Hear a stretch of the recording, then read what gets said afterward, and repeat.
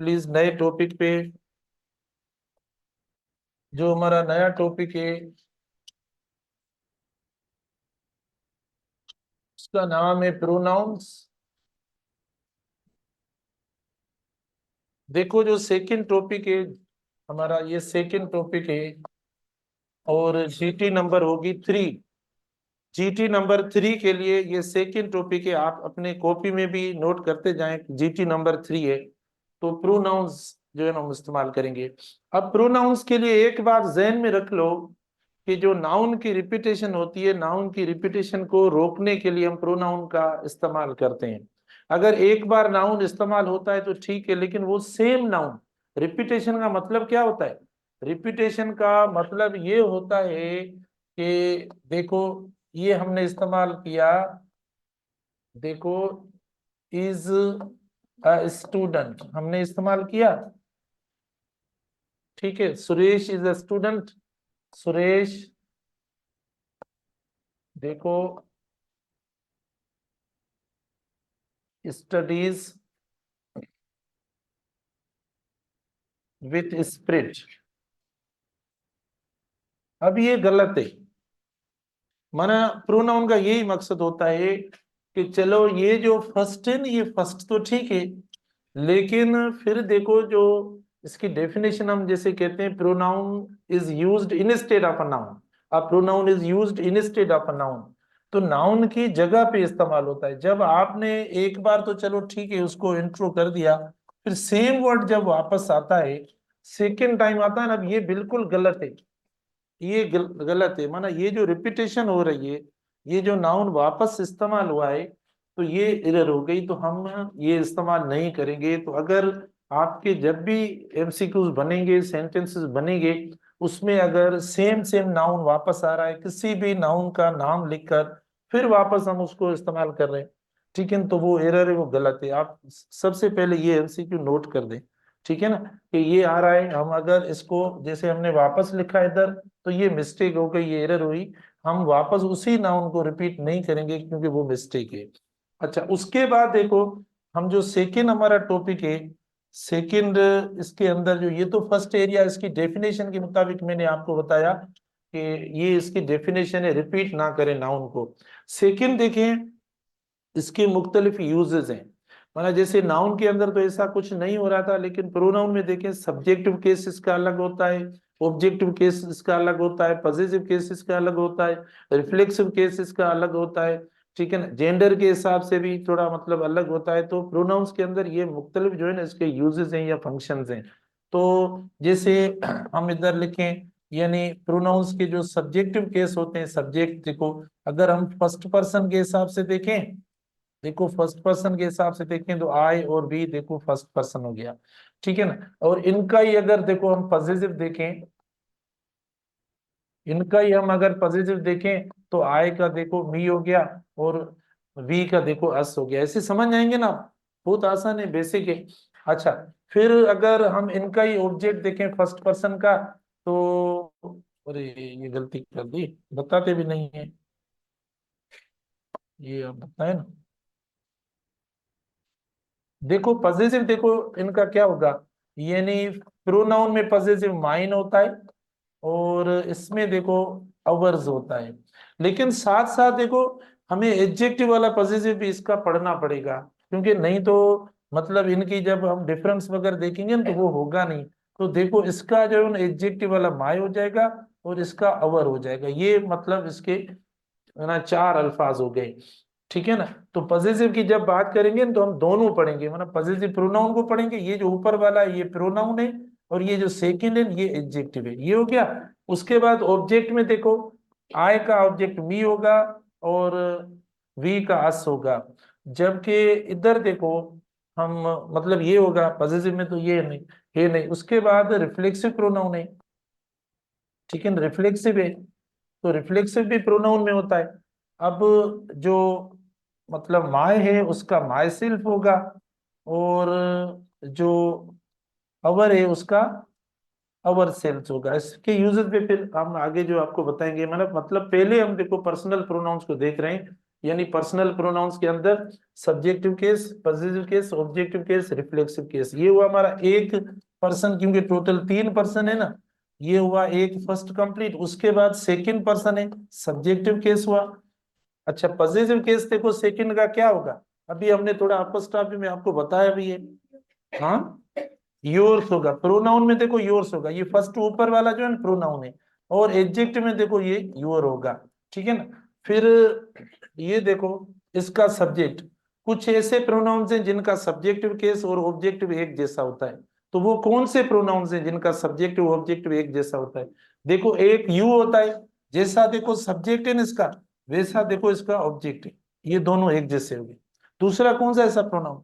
It, देखो it, अगर it आप लिखेंगे ना तो उसका सब्जेक्ट और उसका ऑब्जेक्ट एक जैसा होगा।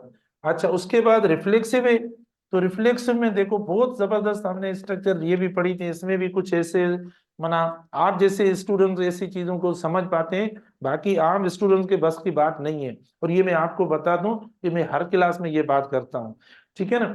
ये यूअर सेल्फ भी इसका है और सिमिलरली इसका यूअर सेल्फ भी है, देखो दोनों है। अब कब यूअर सेल्फ होता है, कब यूअर सेल्फ होता है, ये भी हमने कुछ चीजें पढ़ी हैं इसकी, जब ये प्रोनाउन सारे आपस में मिलाएंगे, लेकिन दोनों सही हैं, ठीक है। ये हुआ सेकंड पर्सन।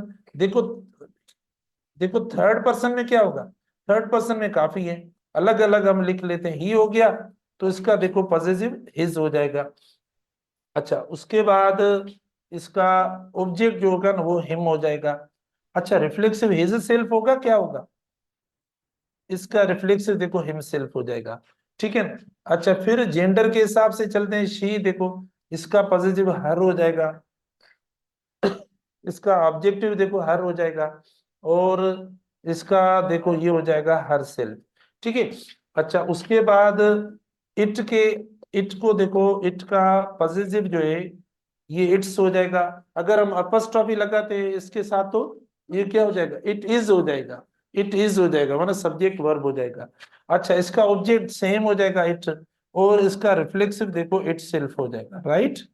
अच्छा, फिर अब लास्ट में देखो इन तीनों का प्लूरल, ही का, शी का, इट का, तीनों का प्लूरल, ठीक है ना, सबका प्लूरल जो है वो दे, ठीक है ना, दे देखो। और इसका पॉसेसिव होगा दियर्स, या दूसरा भी पॉसेसिव होता है जो कि दियर होता है, ठीक है, ये हुआ।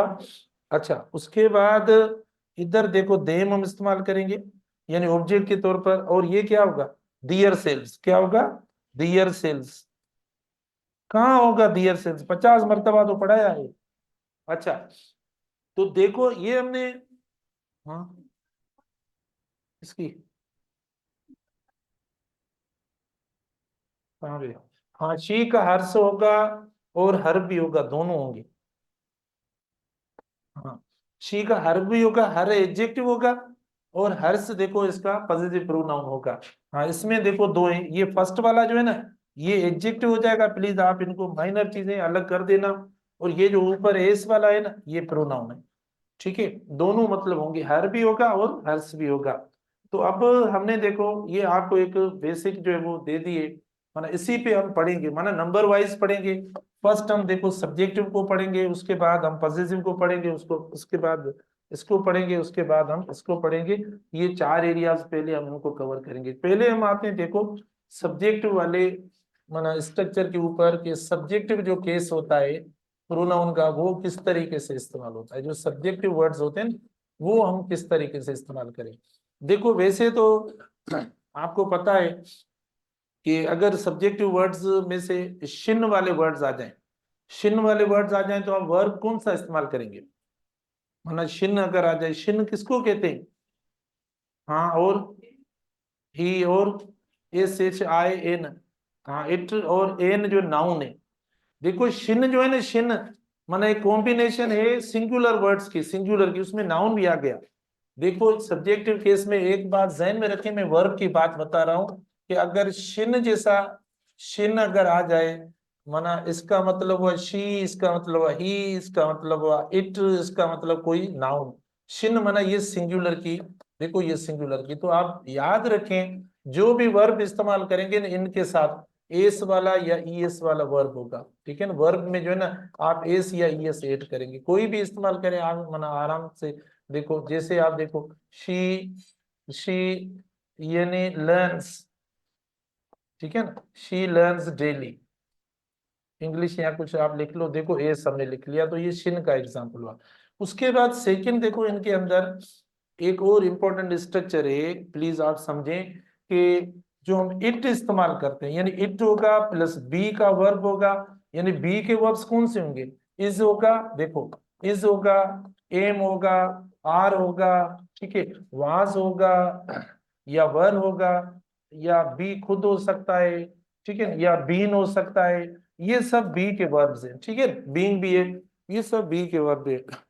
तो आप जब इट प्लस बी इस्तेमाल करेंगे, बी के बाद देखो हम जो इस्तेमाल करेंगे वो सब्जेक्टिव केस इस्तेमाल करेंगे, ठीक है, ना कि हम ऑब्जेक्टिव इस्तेमाल करेंगे। इट प्लस बी प्लस आप क्या इस्तेमाल करेंगे, सब्जेक्ट, उसमें आप दैट इस्तेमाल करें या हु इस्तेमाल करें, ठीक है, ऐसा इस्तेमाल करेंगे। फिर जो वर्ब होगा, ये काफी स्टूडेंट्स की ये स्ट्रक्चर पड़ी हुई है, आपका जो वर्ब होगा वो इसके मुताबिक होगा, यहाँ पर जो सब्जेक्ट लिखा हुआ है उसके मुताबिक वर्ब, इधर जो वर्ब होगा ना, इधर वाला वर्ब, बेटा देखो यहाँ पे जो वर्ब आएगा ये वर्ब इस स्ट्रक्चर को फॉलो करेगा, ठीक है ना। लेकिन हमें क्या करना है, पहले बी इस्तेमाल, it plus be plus subject plus that you या प्लस वर्ब, ऐसा सेंटेंस इस्तेमाल करेंगे। अब आप देखो एक सेंटेंस में आपको देता हूं, जैसे इट इट इज आई, अच्छा इनमें देखो दैट दैट वो इतना मना फॉर्मल या इतना ज्यादा करेक्ट नहीं समझा जाता, वो ज्यादा समझा जाता है, ये स्पोकन में इस्तेमाल होता है, तो आप इसको मेरे ख्याल में ना इस्तेमाल करें तो सही है, इस्तेमाल करें तो आप हु को इस्तेमाल करें, लेकिन ऐसे लगता है रेयर केस में तो मैंने साफ लगा लिया, हु इस्तेमाल करें। अब देखो इट इज आई, ठीक है ना, हु इज टीचिंग, देखो it is I who is teaching students, ये हमारा एक ऑप्शन हो गया। बी ऑप्शन देखो, बी ऑप्शन हम बनाते हैं, इट इज मी, देखो it is me who is teaching students, B option हुआ। सी ऑप्शन देखना, इट इज, देखो it is myself, it is myself who is teaching students, ठीक है। और लास्ट ऑप्शन है देखो, it is I who am, ठीक है, टीचिंग स्टूडेंट्स। अब बताओ कौन सा राइट है, लास्ट वाला सही है, क्योंकि सब्जेक्ट आपका ये है, इस पे कल बात करेंगे, ओके।